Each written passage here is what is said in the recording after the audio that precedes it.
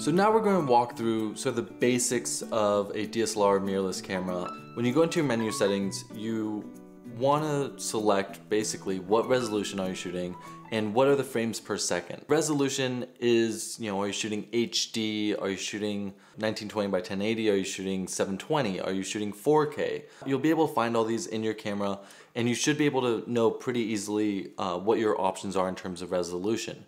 For most things today, you can get away with 1920 by 1080. 4K is obviously a hot topic right now, but when you're first starting off, it's not necessary, and it's not necessary by any means. What is important to know about is frames per second. So in the film world, 23.976 frames per second is what is considered standard for most people. It's sort of gives you that cinematic quality. It has a less digital look to it. TV, for example, is actually 30 frames per second. So those are sort of your two options to go between 23.98 and 29.97 or 30 frames per second. If you want to be shooting slow motion and do some work in post, you can shoot 60 frames per second on a lot of these cameras. But really for now, we're just going to stick with 23.98.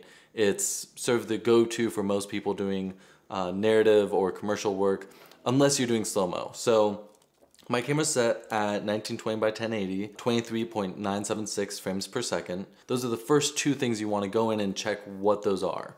Now, when it comes to actually shooting, we get to exposure and how to expose your camera properly. There's three key things for this. There's your shutter speed, your f-stop, and your ISO. I always set my shutter at a sort of set speed, more or less, and this is really just an industry standard, more or less. So for 23.976 frames per second, you want to double that for your shutter speed. So typically I do 1/48th, but for this camera, I have 1/50th currently. This allows you to have very, very little bit of motion blur, but not too much.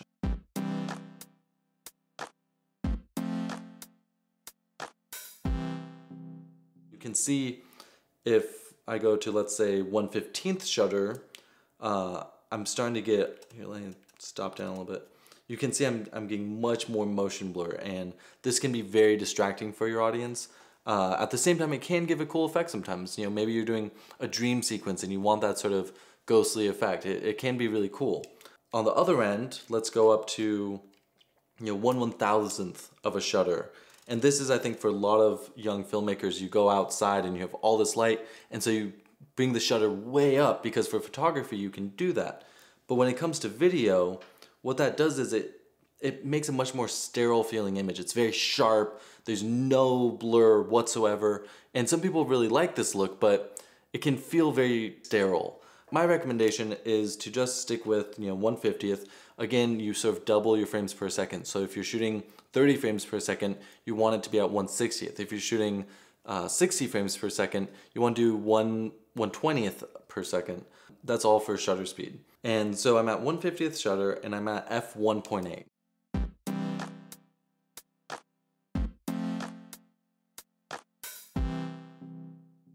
What f1.8 means is inside the lens here, you more or less have these blades and they open and close. This affects how much light is actually coming in through your lens. So 1.8 is extremely open. It's allowing a lot of light in.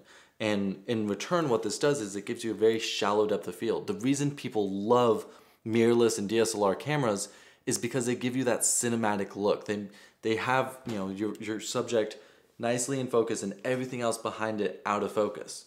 Now, if you stop down your f-stop, what happens is you start to lose a lot of light, but more becomes in focus. So where if you're at f1.8, maybe only this plant in the front of the elephant's in focus, as you open up that, or as you close down that f-stop to a larger number, more will become in focus. And this is really great for TV or for sports, when you don't necessarily need just this one small plane in focus, but maybe you want the entire face in focus, or maybe you're shooting something moving really fast and it's just harder to catch focus like that. So stopping down can be really good.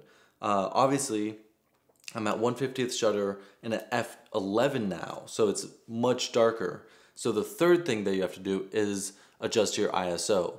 Your ISO is how sensitive to light your sensor is, how much light do you need really to expose that image, because I've now closed down the iris, so it's letting in less light.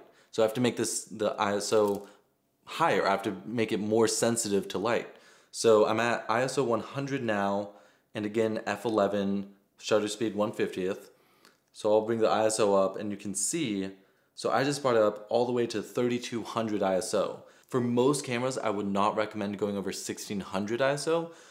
For the Sony a7S, it's known for its low light capabilities and being able to really push the ISO. You can see now, compared to earlier, much more is in focus. You can see that table in the background more clearly. It still has a depth to it, but you can tell what's back there. So these are really the three key things when it comes to exposure: your shutter speed, your ISO, your f-stop. And they all sort of, it's all a dance between the three of these to get a well-exposed image, but you also want to decide, you know, how shallow of depth of field do you want? Maybe it's not 1.8, maybe it's a 4. This is really what a lot of people shoot at. So you go to 4, and then you realize, oh, well, I need more light. So keep the shutter at the same thing, bring up your ISO though, and this is also where lighting comes into play. Maybe you need to bring in an extra light. Maybe I need to move around so that I have more light coming from this window here. These are all important things to pay attention to, but those are sort of the basics of getting good exposure with your DSLR or mirrorless camera.